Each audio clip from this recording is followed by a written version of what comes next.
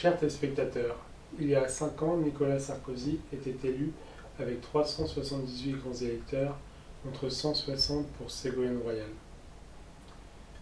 Nicolas Sarkozy réussira-t-il à être réélu ou deviendra-t-il le premier président depuis Valéry Giscard d'Estaing à ne faire qu'un seul mandat? C'est ce que nous allons découvrir au terme de cette soirée électorale. A priori, les sondages donnent François Hollande vainqueur, mais il est tout à fait possible avec notre système d'avoir malheureusement un vainqueur de l'élection qui n'est pas le vainqueur du vote populaire. L'un est à 5 grands électeurs, 57% pour Nicolas Sarkozy. L'Aisne, 4 grands électeurs, 52% pour François Hollande. L'Allier, 3 grands électeurs, presque 57% pour François Hollande. Les Alpes de Haute-Provence, un grand électeur et 51% pour François Hollande. Dans les Hautes-Alpes, également un grand électeur, c'est également un score de 51% pour François Hollande.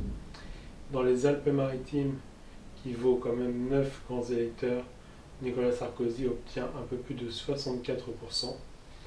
Dans l'Ardèche, qui vaut 3 grands électeurs, François Hollande obtient un peu plus de 53%. L'Ardenne, 2 grands électeurs, presque 52% pour François Hollande.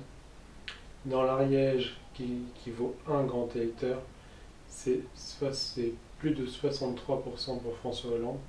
Donc c'est un État qui avait déjà été emporté par Ségolène Royal lors de l'élection précédente. Dans l'Aube, qui vaut 3 grands électeurs, Nicolas Sarkozy l'emporte avec un peu plus de 57% des voix. Dans l'Aude, 3 grands électeurs, François Hollande l'emporte avec plus de 56% des voix. Dans l'Aveyron, Hollande l'emporte avec 2 grands électeurs, 54% des voix. Dans les Bouches-du-Rhône, c'est Nicolas Sarkozy qui l'emporte avec presque 53% des voix, sachant que c'est un État qui vaut quand même 16 grands électeurs. Dans le Calvados, François Hollande l'emporte avec 53% des voix, 6 grands électeurs. Dans le Cantal, François Hollande l'emporte avec presque 52% des voix, sachant qu'il vaut un grand électeur. Dans l'État de la Charente, qui vaut 3 grands électeurs, François Hollande l'emporte avec presque 59% des voix. Dans les Charentes-Maritimes, François Hollande l'emporte avec 51,6% des voix. Dans le Cher, c'est également François Hollande qui l'emporte avec 54% des voix. Donc le Cher qui vaut 3 grands électeurs. Dans l'État de la Corrèze, qui vaut 2 grands électeurs, François Hollande l'emporte avec quasiment 65% des voix. Dans la Corse du Sud, c'est Nicolas Sarkozy qui l'emporte avec un peu plus de 57% des voix. Dans la Haute-Corse, c'est également le président sortant qui l'emporte avec 54,5% des voix. Dans l'État de la Côte d'Or, c'est Nicolas Sarkozy qui l'emporte avec 51,55% des voix. Dans l'État des Côtes d'Armor, c'est François Hollande qui l'emporte avec plus de 59% des voix. Donc État qui vaut 5 grands électeurs. Dans la Creuse, c'est François Hollande qui l'emporte avec plus de 61% des suffrages. Dans l'État de la Dordogne, c'est également François Hollande qui l'emporte avec plus de 59% des voix. Dans le Doubs, c'est Nicolas Sarkozy qui l'emporte avec presque 52% des voix. Dans la Drôme, c'est Nicolas Sarkozy qui l'emporte avec 50,82% des voix. C'est assez serré, mais a priori, ça ne l'est pas suffisamment pour demander un recomptage. Dans l'État de l'Eure, c'est Nicolas Sarkozy qui l'emporte avec 52,5% des voix. Donc État qui vaut 5 grands électeurs. Dans l'Eure-et-Loire, Nicolas Sarkozy gagne avec plus de 53% des voix, 4 grands électeurs. Dans le Finistère, 7 grands électeurs, François Hollande l'emporte avec presque 59% des voix. Dans le Gard, À 6 grands électeurs, Nicolas Sarkozy l'emporte avec 51% des voix. Dans la Haute-Garonne, 11 grands électeurs, François Hollande l'emporte avec 59% des voix.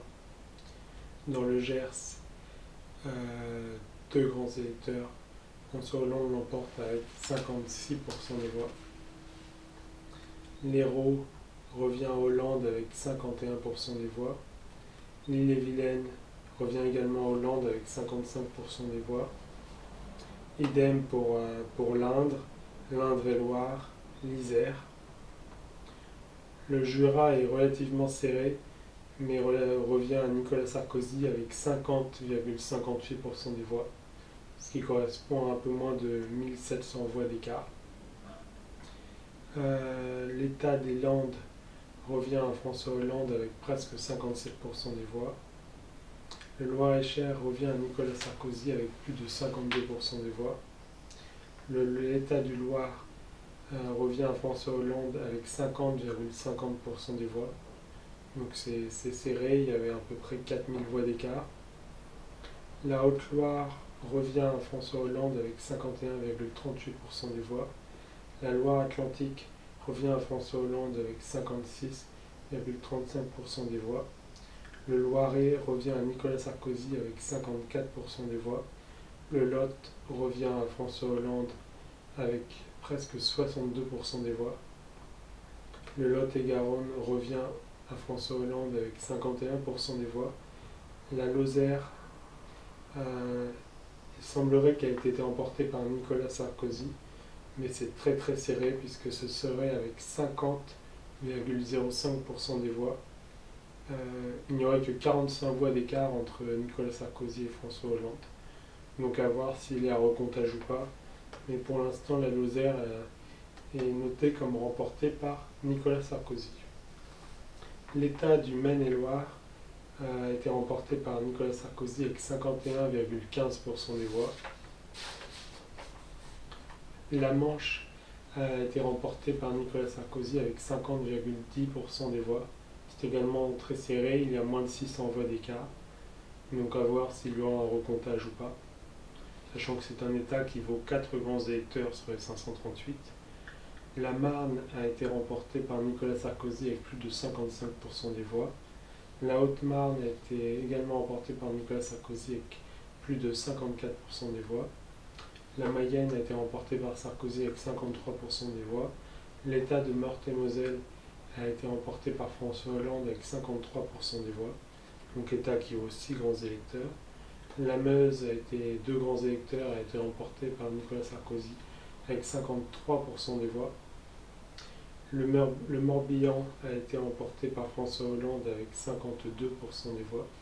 La Moselle a été remportée par Nicolas Sarkozy avec 53,5% des voix.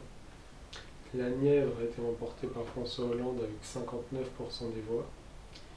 Le Nord, donc, qui vaut quand même 21 grands électeurs, vu que c'est l'État qui comporte le plus de grands électeurs, a été remporté par François Hollande avec presque 53% des voix. Cela semble compliqué pour Nicolas Sarkozy de remonter au vu de ses premiers résultats. L'Oise a été remportée par Nicolas Sarkozy avec 53% des voix. Idem pour l'Orne. Le Puy-de-Dôme a été remporté par François Hollande avec 56% des voix. Les Pyrénées-Atlantiques ont également été remportées par François Hollande avec 57% des voix. Les Hautes-Pyrénées, 62% des voix pour François Hollande. Les Pyrénées-Atlantiques, les Pyrénées-Orientales ont été remportées par François Hollande, mais le score est très serré, 50,59% des voix pour François Hollande. Le Bas-Rhin a été remporté par Nicolas Sarkozy avec 63% des voix. Idem pour le Haut-Rhin, également 63% des voix environ, donc pour Nicolas Sarkozy. Le Rhône a été remporté avec 52% des voix par Nicolas Sarkozy. Donc le Rhône, c'est quand même un État qui vaut 15 grands électeurs. Il fait partie des plus grands États. La Haute-Saône a été remportée par Nicolas Sarkozy avec moins de 1000 voix d'écart, avec 50,36% des suffrages exprimés. La Saône-et-Loire a été remportée par François Hollande avec 52% des voix. La Sarthe a également été remportée par François Hollande avec 52% des voix. La Savoie a été remportée par Nicolas Sarkozy avec 53% des voix. La Haute-Savoie a été remportée par Nicolas Sarkozy avec 60% des voix. Donc la Savoie et la Haute-Savoie qui ont respectivement 3 et 6 grands électeurs. Paris, donc, qui est un swing state, a été remporté par François Hollande avec presque 56% des voix. Il avait été remporté il y a 5 ans par Nicolas Sarkozy avec seulement 50,19% des voix face à Ségolène Royal qui avait par conséquent fait 49,81% des voix. Il paraissait peu vraisemblable que Nicolas Sarkozy parvienne à conserver cet État. Donc l'État de Paris qui vaut 18 grands électeurs sur les 538. La Seine-Maritime, 10 grands électeurs, a été remportée par François Hollande avec 55% des voix. Seine-et-Marne a été remportée par Nicolas Sarkozy avec 50,75% des voix. Les Yvelines ont été remportées par Nicolas Sarkozy avec 54% des voix. Deux-Sèvres a été remportée par François Hollande avec 57% des voix. La Somme a été remportée par François Hollande avec 54% des voix. Le Tarn a été remporté par François Hollande avec environ 55% des voix. Le Tarn-et-Garonne a été remporté par François Hollande avec un peu plus de 51% des voix. Le Var a été remporté par Nicolas Sarkozy avec 62% des voix. Le Vaucluse a également été remporté par Nicolas Sarkozy avec 56% des voix. La Vendée a été remportée par Nicolas Sarkozy avec 55% des voix. La Vienne a été remportée par François Hollande avec 57% des voix. La Haute-Vienne a été remportée par François Hollande avec 64% des voix. Donc Vienne et Haute-Vienne qui valent tous les deux 4 et 3 grands électeurs. Les Vosges ont été remportés par Nicolas Sarkozy avec un peu moins de 51% des voix, 50,94. L'État de Yonne a été remporté par Nicolas Sarkozy avec 53% des voix. 3% des voix, ce serait compliqué pour gagner. Le territoire de Belfort a été remporté par François Hollande avec 50,52% des voix. Donc c'est un score serré. Ça vaut un grand électeur.